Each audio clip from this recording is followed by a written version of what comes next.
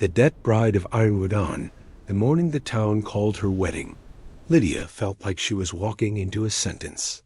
The small church in Oakhaven looked polite from the outside white paint, clean steps, a few dying flowers tied with ribbon, but inside it was cold in a way that didn't belong to autumn.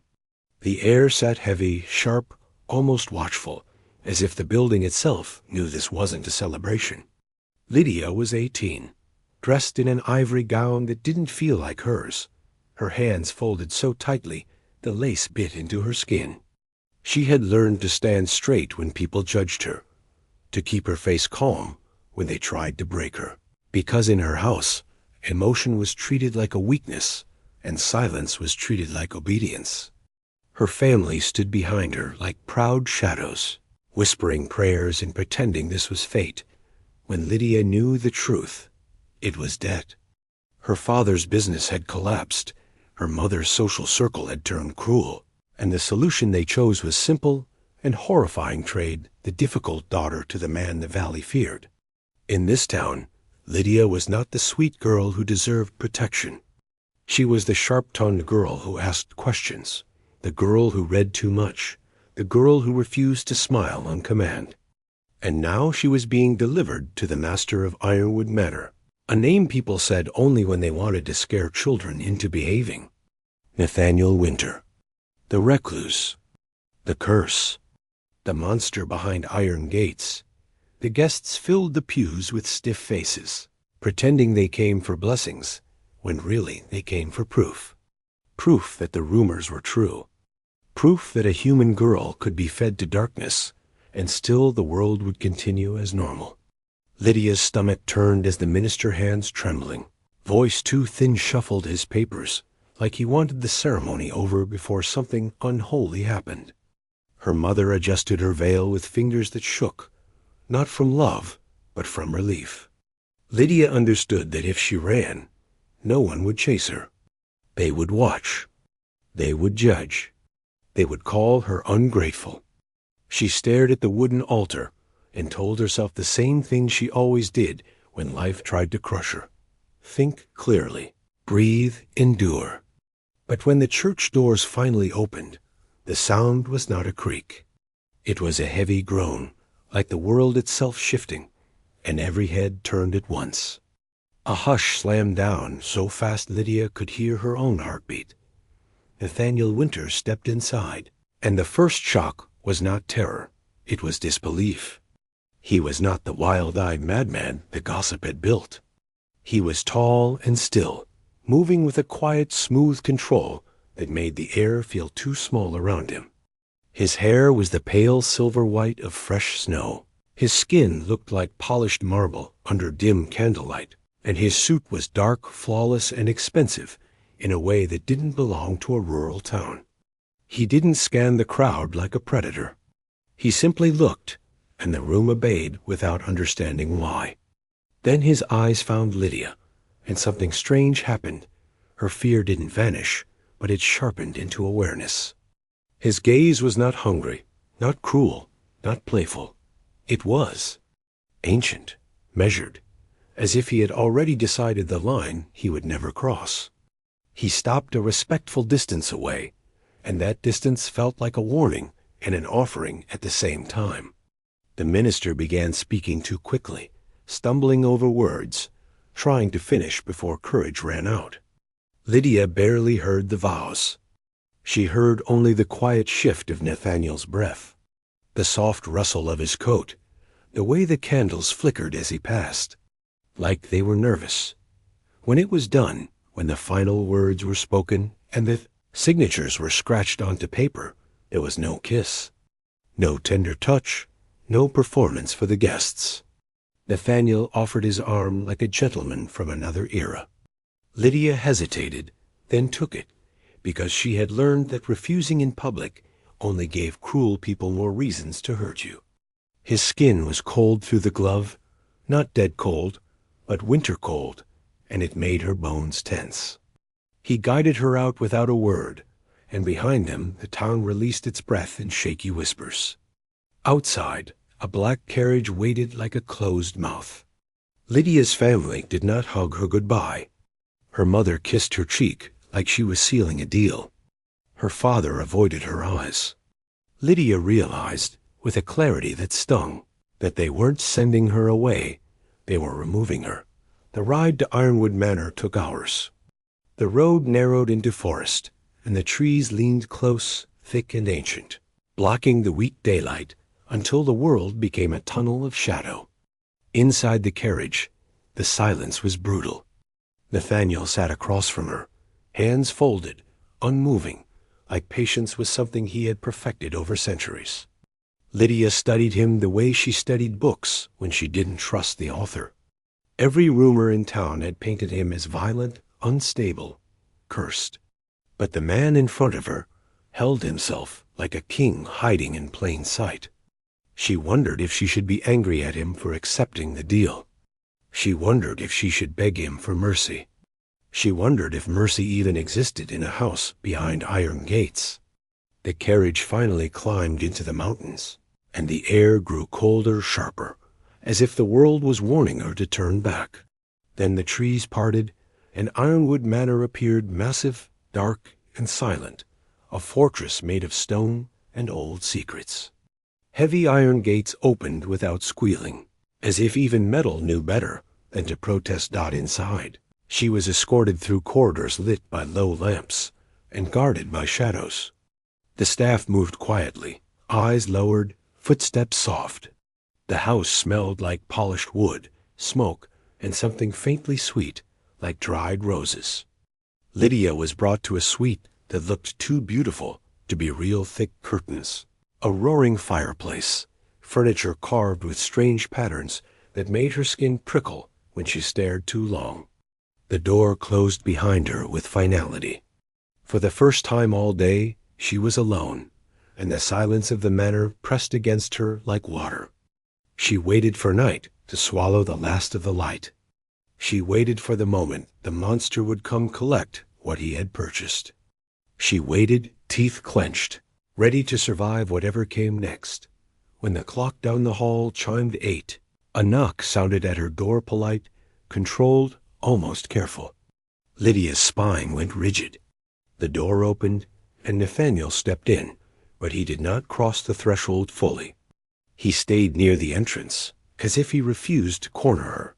His voice, when he finally spoke, was calm and smooth, carrying an old-world weight that made every word feel deliberate. "Lydia Prescott," he said, and hearing her full name from his mouth felt like a key turning in a lock. "I won't pretend this marriage was your choice." He paused, as if even honesty had a cost. "But you deserve the truth of what you've been brought into." Lydia swallowed, forcing her fear into stillness. "And what is that?" she asked, her voice steady only because she refused to give anyone the satisfaction of seeing her break. Nathaniel's silver eyes held hers without flinching. "The town's stories are not entirely wrong," he said softly. "They are simply aimed at the wrong target." He let the silence stretch, then delivered the first blade of reality. "I am not a madman, Lydia. I am a vampire king." He watched her for terror, for screaming, for collapse. Lydia did none of it. Her heart pounded, but her mind clicked into cold focus, the way it always did when the world turned cruel. She stared at him and realized the truth was bigger than fear. "Then why," she asked, voice barely above a whisper, "did you accept me?" Nathaniel's gaze darkened, not with hunger, but with something heavier: regret, duty, and a strange, quiet resolve.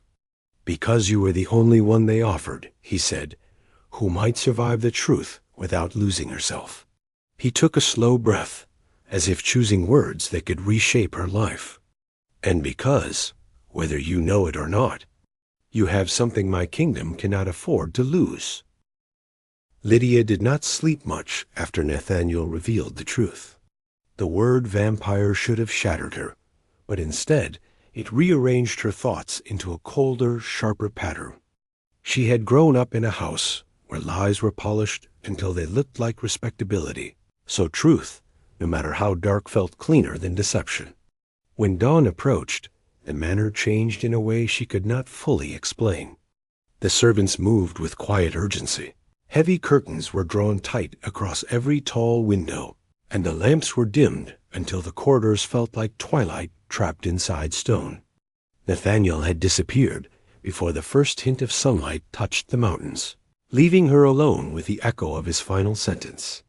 "You have something my kingdom cannot afford to lose." The words repeated in her mind, not like flattery, but like responsibility. When she finally stepped outside her chamber later that evening, she noticed the silence was not empty. It was disciplined. The staff acknowledged her with careful bows, neither hostile nor warm, studying her the way soldiers assess a new commander. Some of them were human. She could tell by the warmth in their skin and the rhythm of their breathing. Others were not. Their movements were too smooth, their eyes reflecting light in a way that felt almost metallic. Yet no one threatened her. No one cornered her. Instead, they watched, waiting to see if she would panic, faint, or run. Lydia lifted her chin and walked forward with steady steps. If she was meant to live in darkness, she would not stumble through it blindly. The heart of Ironwood Manor was not a throne room or a dungeon, but a vast library that stretched across 2 levels, its shelves lined with ancient volumes, maps, and sealed archives. The scent of leather and ink wrapped around her like a familiar comfort. Books had always been her refuge when people disappointed her. She trailed her fingers across the spines, noticing titles in languages she did not recognize, histories that were never taught in her town's classrooms. She realized then that this manor was not built for cruelty.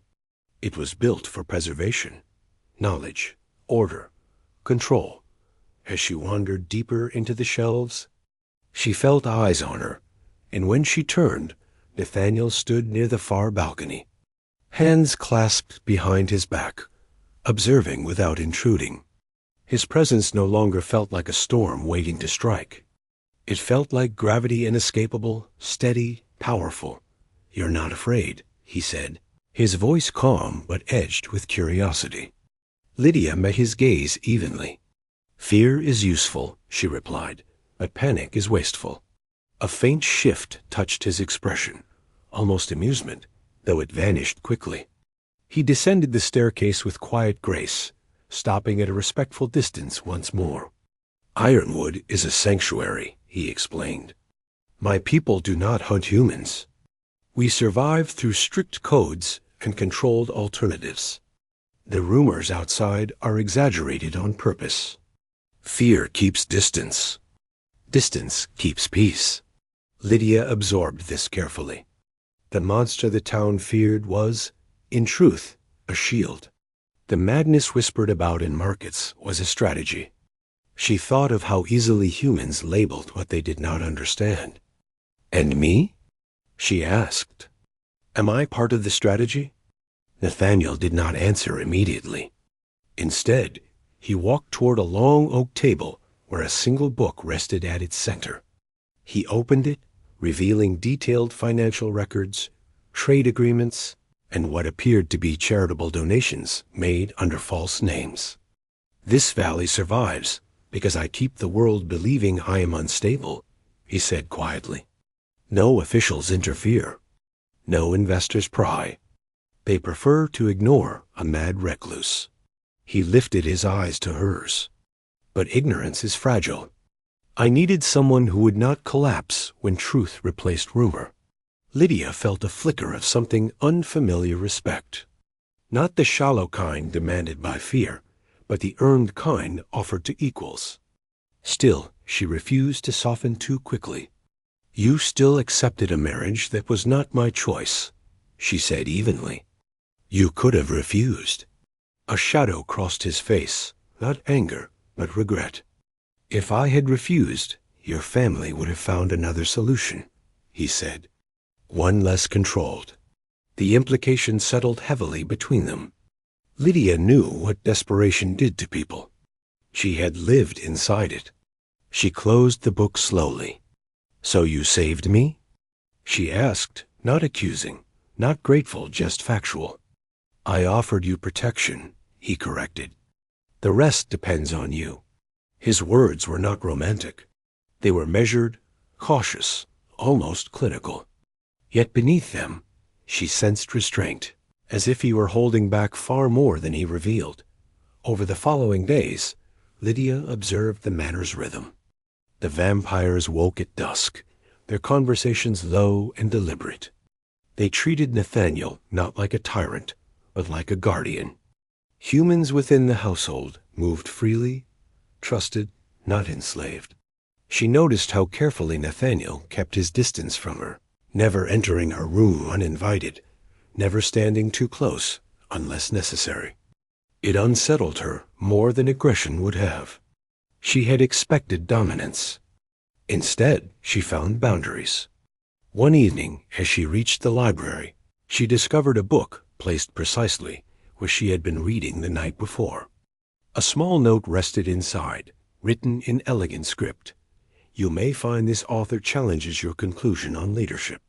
Lydia read until dawn, her mind alive with debate, and the next night she left the book open with her own written response, politely dismantling the argument. The silent exchange continued, each note sharper, deeper, more personal with every passing evening. The manor felt less like a prison, and more like a place waiting to see who she would become inside it. The staff's guarded look soft into nods of acknowledgement. Nathaniel's gaze lingered longer, though he said little. Lydia realized something important. She was not here to be consumed. She was here to be tested. And for the first time in her life, the test did not revolve around obedience or silence. It revolved around strength of mind. As she stood at the tall arched window one night, staring at the moonlit forest below, she felt the weight of her old life loosening its grip. The girl her town dismissed as inconvenient was standing inside a kingdom built on secrets. And instead of breaking, she was adapting. Behind her, Nathaniel's voice broke the quiet. Do you regret staying? He asked, the question softer than anything he had spoken before. Lydia did not turn immediately. She studied the darkness outside, then answered with calm certainty. I regret being underestimated, she said. But I do not regret learning the truth. When she finally faced him, there was no fear left in her eyes, only clarity. Nathaniel inclined his head slightly, as if acknowledging an equal. And somewhere deep within Ironwood Manor, the balance shifted, not through force or magic, but through the steady, undeniable presence of a human girl who refused to be small. By the third month at Ironwood Manor, Lydia no longer counted the days as sentences to survive, but as chapters to understand. The nights had become familiar to her, filled with the soft rhythm of footsteps in distant corridors and the low murmur of conversations that carried centuries of restraint. She had begun assisting with small administrative tasks, organizing ledgers and correspondence. Discovering that the so-called reclusive vampire king managed his estate with precise intelligence and careful generosity.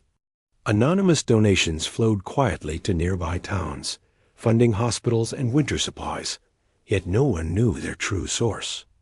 The world called him a monster, while benefiting from his hidden mercy. Lydia found that irony difficult to ignore. Still, a question lingered in her mind. What did an immortal ruler fear? The answer arrived on a night when the mountains trembled under a violent autumn storm. The air shifted hours before the first thunderclap, heavy and electric, pressing against the manor's stone walls. Lydia was in the library, reviewing trade records, when the first flash of lightning tore across the sky, illuminating the tall windows in blinding white. The thunder that followed did not merely echo. It struck with a force that rattled shelves and sent vibrations through the floor. She instinctively looked toward the balcony, and there she saw Nathaniel standing unnaturally still, his hands gripping the railing so tightly the wood creaked under his strength. His posture was rigid, his breathing shallow, silver eyes unfocused as another flash split the darkness. At first, she thought he was simply observing the storm, but then she noticed the subtle tremor in his shoulders. The next thunderclap came sharper, closer, and Nathaniel stepped back abruptly, as though the sound itself had struck him. His control so constant, so disciplined, fractured in that single second. Lydia's pulse quickened, not with fear of him, but with concern. She had read enough about heightened senses to understand that what was distant and dramatic to humans could be overwhelming to a vampire. The lightning was not merely light. It was assault. The thunder was not dramatic noise. It was a physical force against sharpened perception. She moved without thinking, closing the heavy velvet curtains with swift, deliberate motions, plunging the room into protective dimness. "Nathaniel," she said evenly, keeping her voice low and steady. He did not respond immediately. Another crack of thunder shook the glass, and his jaw tightened as if he were fighting an invisible enemy. Lydia positioned herself several feet away, careful not to invade his space. Panic would only worsen the situation. She began speaking, not about the storm, but about something mundane and controlled. She described a botanical essay she had read that morning, detailing how certain alpine flowers survived extreme weather by folding inward, conserving energy until the danger passed. Her tone remained calm, deliberate, rhythmic. She spoke of roots anchoring into stone, of petals closing with patience rather than fear. Gradually, the tension in Nathaniel's posture eased. His grip loosened. The storm outside continued its violent display, but within the dimmed library, her steady cadence formed a barrier stronger than shutters. When his eyes finally focused on her, the vulnerability in them was unmistakable. Not weakness, but exposure. He was unaccustomed to being seen in such a state. "You should not have stayed," he murmured, voice rougher than usual. "You could have been harmed." Lydia shook her head slightly. "By thunder?" she replied softly. "Or by pride?" The faintest flicker of surprise crossed his face. He exhaled slowly, a controlled release of centuries of guarded composure. "My senses amplify everything," he admitted. "Storms are intrusive." It was the closest he had come to confessing limitation. Lydia studied him carefully, realizing that immortality did not erase vulnerability. It magnified it. The town imagined him invincible, untouchable, unstoppable. Yet here he stood, shaken by nature's fury, not because he was weak, but because he felt too much. She felt something shift inside her then. Not fear, not pity, but understanding. "Everyone has thresholds," she said quietly. "Strength is knowing where they are." The thunder began to fade into distant rumbling, and silence slowly reclaimed the manor. Nathaniel straightened, regaining the regal composure that defined him, yet something softer remained in his gaze. "You did not scream," he observed. "Most would have." Lydia met his eyes without hesitation. "Most were taught to fear what they do not understand," she replied. "I prefer to understand it first." The corner of his mouth lifted almost imperceptibly, the closest she had seen to a genuine smile. In that moment, the distance he had carefully maintained between them narrowed, not physically, but emotionally as the storm dwindled to scattered rain. They stood together in the dim library, neither speaking for several minutes. The silence no longer felt guarded. It felt shared. Nathaniel finally stepped closer, though still respectful of space. "The reason I accepted this marriage," he began slowly, "was not merely logic." Lydia's breath caught despite her control. He continued, his tone steady but deeply sincere. "When I investigated your family, I read accounts of your defiance, your questions, your refusal to bow to foolishness. I needed someone who would challenge me when necessary, someone who would not be dazzled or terrified." His silver eyes held hers with rare intensity. A kingdom built on secrecy cannot survive without truth inside its walls. Lydia absorbed his words carefully. For years she had been told her sharp mind was a flaw, her stubborn courage an embarrassment. Now the most powerful being in the valley called those same traits essential. She felt warmth rise in her chest, not from romance, but from recognition. "You chose me because I would not worship you," she said quietly. "Yes," he answered without hesitation. "And because you would not abandon my people at the first shadow."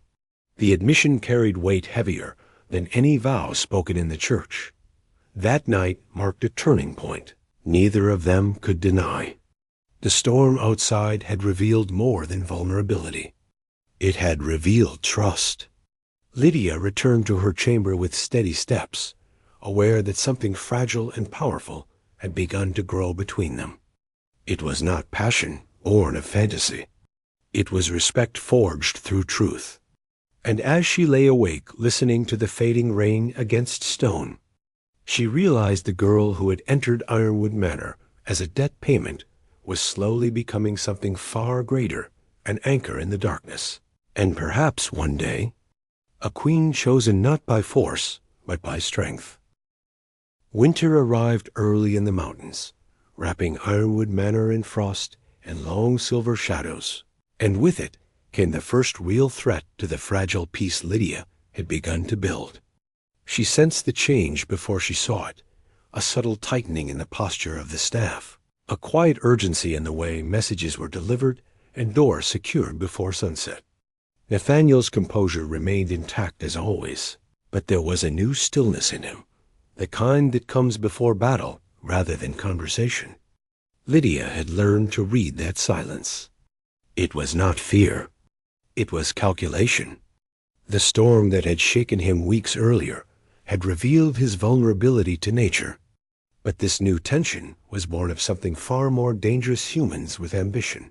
The black carriage arrived just before dusk, its wheels cutting sharply through the thin snow along the estate's winding path. Lydia stood at the upper gallery window and recognized her uncle's rigid posture before she even saw his face clearly. Arthur Prescott carried himself with the stiff entitlement of a man who believed he was owed something by the world. Beside him stepped a thin lawyer with anxious eyes and a leather case clutched too tightly under one arm. They did not look like family arriving for reconciliation. They looked like men arriving for acquisition. The heavy iron gates opened slowly, and Lydia felt the air shift as if the manor itself disapproved of their presence. Nathaniel met them in the grand foyer, the firelight casting sharp angles across his pale features. He did not raise his voice or bare his strength. He simply stood there, tall and composed, hands loosely folded behind his back. Lydia watched from above as her uncle forced a smile that did not reach his eyes. He spoke loudly, too confidently, announcing that he had come to discuss Lydia's well-being and the concerning circumstances of her marriage. The lawyer unfolded documents with theatrical precision, citing legal inquiries regarding Nathaniel's mental competency and the legitimacy of the union. Lydia felt heat rise in her chest, not from fear, but from insult. They had not come to rescue her. They had come to dismantle what they did not understand and claim the wealth they assumed was unguarded. The accusation was calculated and cruel. They argued that Nathaniel's nocturnal isolation, his refusal to appear in daylight, and the persistent rumors surrounding him suggested instability. They implied Lydia had been manipulated or coerced. The irony was sharp enough to cut. These were the same relatives who had signed her away without hesitation. Now they wore the mask of concern. Nathaniel listened without interruption, his expression unreadable, but Lydia noticed the faint tension along his jaw. Exposure was not merely embarrassing for him. It was catastrophic for the coven. If officials investigated too deeply, fear could ignite hysteria, and hysteria could lead to violence. After the visitors were escorted to distant guest chambers, Lydia found Nathaniel alone in the conservatory, frost forming delicate patterns along the tall glass walls. He stood rigid, staring into the snowy darkness beyond. "You expected this," she said quietly as she approached. He nodded once. "For months," he admitted. "Your uncle's debts did not vanish when he traded you. He is desperate." His voice carried restrained anger, not for himself, but for her. "I can silence this by paying him more than he demands," he added. "He will leave." Lydia stepped closer, her expression sharpening, "and return later with greater hunger." She countered calmly. Nathaniel turned toward her, surprise flickering across his silver eyes.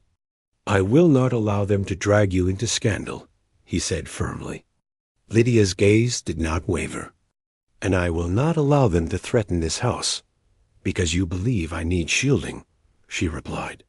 The air between them tightened, not with hostility, but with truth pressing forward. "You think surrendering wealth protects me," she continued, her voice steady. "But it only confirms their belief that you are unstable and easily cornered."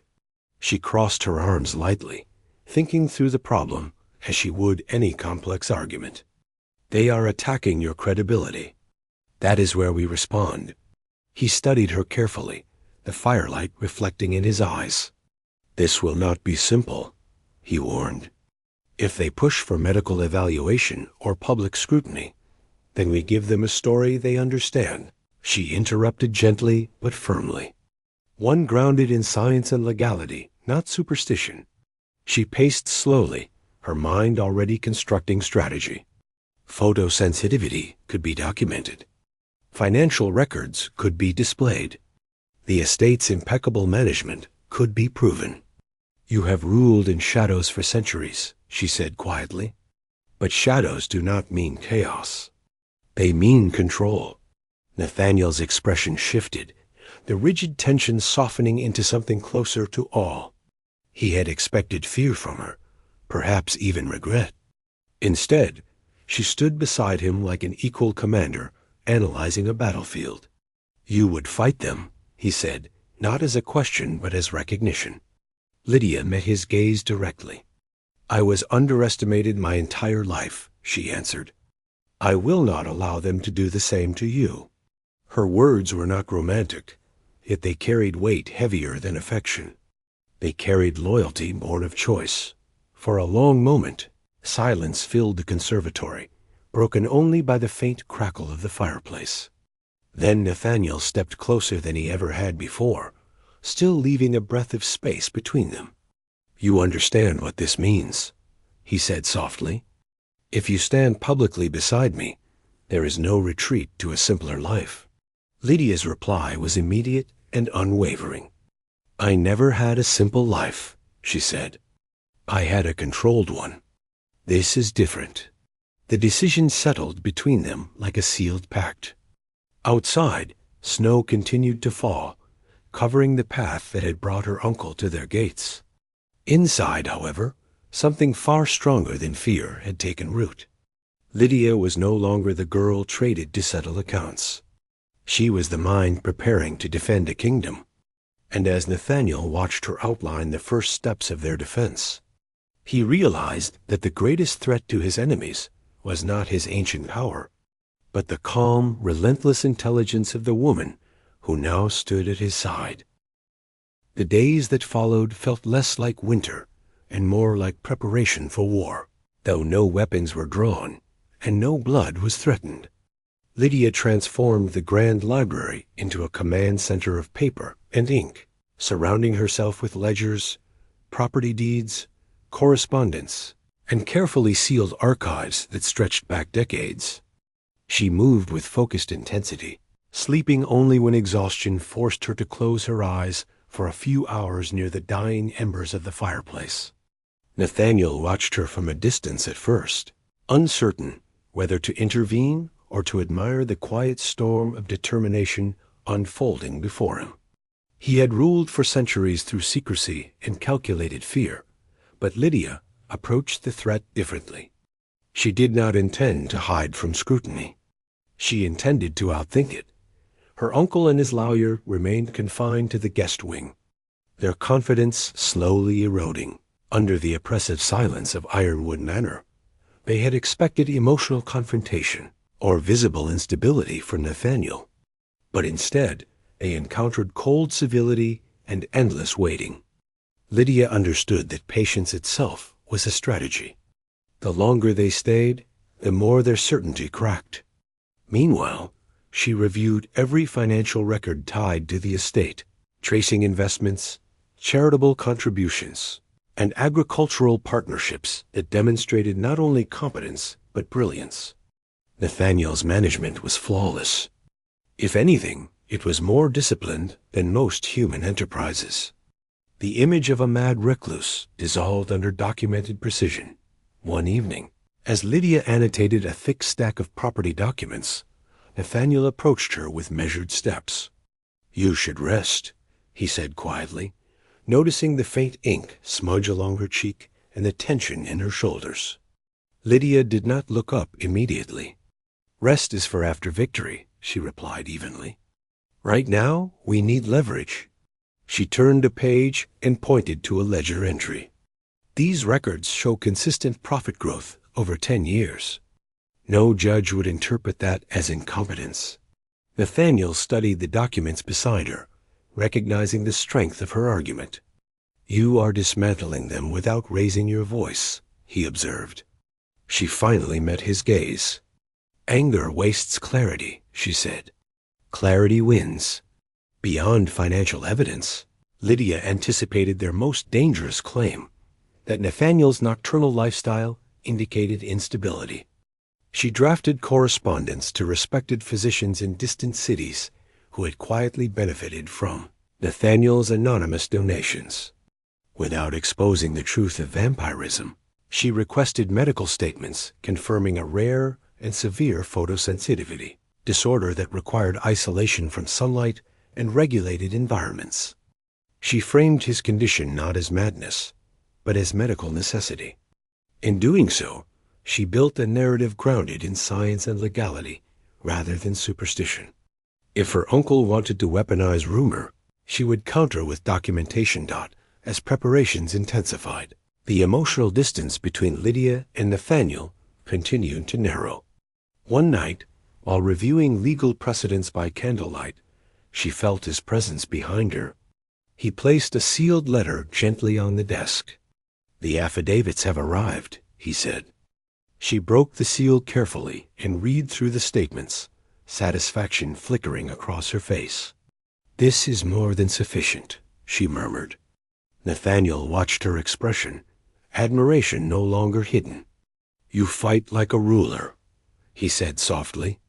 Lydia paused, absorbing the weight of his words. "No," she corrected calmly. "I fight like someone who refuses to be dismissed." Their conversation lingered in the quiet glow of the library. Nathaniel's voice lowered, stripped of its usual regal restraint. "On the night of our wedding," he began slowly, "you asked why I accepted you." Lydia's hand stilled on the parchment. He continued, his tone steady but deeply sincere. "It was not convenience.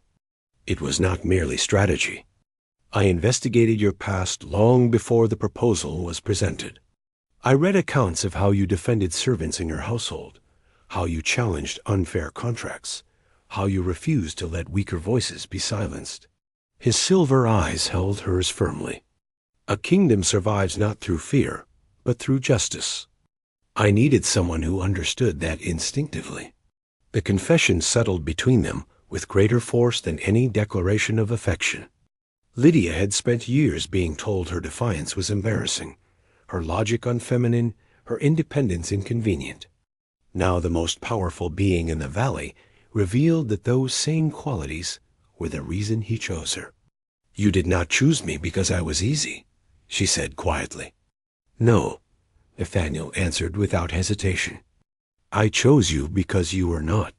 The simplicity of his response carried profound respect. For the first time since her arrival, Lydia allowed herself a small, unguarded smile. "Then let us finish what you began," she said, returning her attention to the documents. The following day, she organized the final presentation with meticulous precision. Financial summaries were compiled into clear statements. Medical affidavits were arranged prominently. Legal precedents were marked with annotations highlighting similar dismissed claims. She rehearsed her arguments silently, anticipating counterpoints and dismantling them before they could be spoken. When the morning of the formal meeting arrived, Ironwood Manor felt charged with quiet anticipation. Nathaniel stood beside her in the grand drawing room, composed as ever, but his gaze lingered on Lydia with unmistakable trust. The frightened bride, who had entered the estate months ago, was gone. In her place stood a strategist ready to defend not only her marriage, but an entire hidden society. As footsteps echoed down the corridor, announcing the arrival of her uncle and his lawyer, Lydia drew a slow breath, steady and controlled. She did not fear the confrontation. She welcomed it, because this time she was not the debt to be negotiated. She was the mind that would decide the outcome. The final meeting was held not in a courtroom, but in the grand drawing room of Ironwood Manor, beneath towering portraits of ancestors whose painted eyes seemed to observe the present with silent judgment. Snow pressed against the tall windows, muting the world outside, while inside the fire burned steadily, casting gold across polished wood and marble floors. Lydia stood at the head of the long mahogany table, a stack of documents arranged with deliberate precision before her. She did not look like a frightened girl forced into marriage. She looked composed, grounded, unshakable. Across from her sat Uncle Arthur, his confidence thinner than it had been days before, and beside him the lawyer whose earlier arrogance had dissolved into cautious discomfort. Nathaniel remained seated slightly behind Lydia, not hidden, not dominant, but present like a quiet force that did not need display. The lawyer began with rehearsed firmness, repeating concerns about isolation, unusual habits, and the supposed vulnerability of a young bride. His voice attempted authority, but the room did not grant it. Lydia waited until he finished, then opened the first folder calmly. She presented financial records spanning decades, detailing investments, charitable foundations, and stable growth that could not possibly align with incompetence. Each figure was annotated, cross-referenced, verified. She spoke clearly, without haste, explaining how the estate had not merely survived under Nathaniel's leadership, but thrived. The lawyer's pen slowed. Uncle Arthur's jaw tightened. Next, Lydia introduced medical documentation from respected specialists in distant cities, carefully outlining severe photosensitivity and neurological sensitivity requiring nocturnal routine and environmental control. She did not dramatize it. She framed it in clinical language, leaving no room for superstition. What the town whispered as madness was redefined as protected medical privacy. "My husband's condition," she said evenly, "does not diminish his capacity to govern his property or his marriage." Her voice carried no tremor. It carried conviction. Uncle Arthur attempted to interrupt, accusing manipulation, implying coercion, suggesting that Lydia had been pressured into defending a man who isolated her. That was the moment Lydia stepped, slightly forward, her gaze locking onto her uncle with quiet intensity. "I was pressured once," she said, her tone still measured. "It was not by the man sitting behind me." The room fell silent. She explained, with dignified clarity, that her marriage had been lawful, that she had been treated with respect, and that no confinement or abuse had occurred. Every word dismantled the false narrative they had prepared. The lawyer finally closed his folder, recognizing the futility of proceeding. There was no evidence of instability, no sign of forced imprisonment, no financial mismanagement. The petition they had brought dissolved under the weight of logic and documentation. Arthur's face flushed with frustration, but even he understood the cost of continuing. To pursue baseless claims would risk legal consequences for himself. The threat to Ironwood Manor collapsed not with violence, but with paper and truth. When the carriage carrying them away disappeared beyond the gates, the air inside the manor seemed lighter, as though a held breath had finally been released. That evening, the household gathered quietly in the great hall. The vampire coven did not cheer or celebrate loudly. They acknowledged victory with respectful nods and solemn gratitude. They understood what had been prevented. Exposure would have meant chaos, perhaps even bloodshed. Lydia had protected them without drawing a single blade. Nathaniel approached her as the others dispersed, his expression softer than she had ever seen it. The rigid distance he once maintained had faded into something steadier and warmer. "You could have walked away," he said quietly. "When the accusations began, you could have returned to the world you knew." Lydia met his gaze with calm certainty. "The world I knew never offered me dignity," she replied. "This one does." There was no dramatic confession, no overwhelming display of emotion. Instead, there was understanding. Nathaniel stepped closer, not as a ruler claiming possession, but as a man seeking consent. "If you remain," he said, voice lower now, "it must be by choice. I will not bind you to a life of shadow unless you freely accept it." His words carried weight heavier than any vow spoken in the church months ago. She considered him carefully. The immortal king, who had once been nothing more than a rumor wrapped in fear. She saw now the loneliness he carried, the responsibility he bore, the restraint he practiced daily to protect both his kind and humanity from unnecessary conflict. "I choose this," she said at last, "not because I was sent here, not because I owe anyone, but because I believe in what this place stands for." Her decision was not born of fantasy or helplessness. It was deliberate. In that moment, she was no longer a debt bride. She was a partner. Nathaniel reached for her hand slowly, giving her every opportunity to withdraw. When their fingers intertwined, the contact was cool against her skin, but it did not frighten her. It grounded her.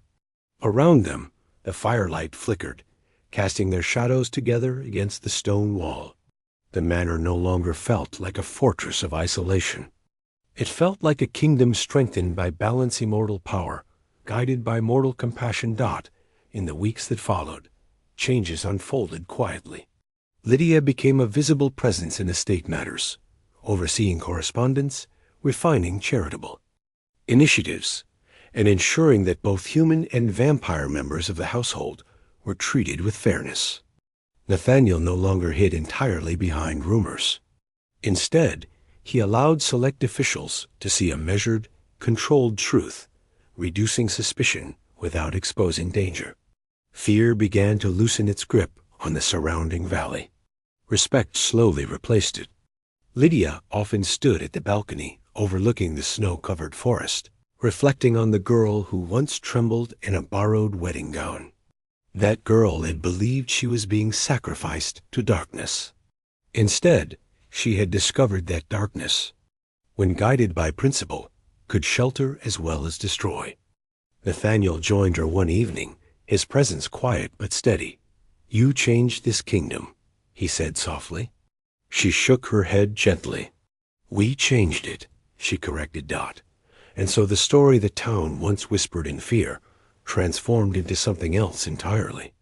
The girl they had traded as a burden became the queen who defended a hidden realm with courage and intellect, proving that true power is not found in strength alone, but in the willingness to stand beside it without fear. And that is how an underestimated human bride chose the darkness and turned it into light.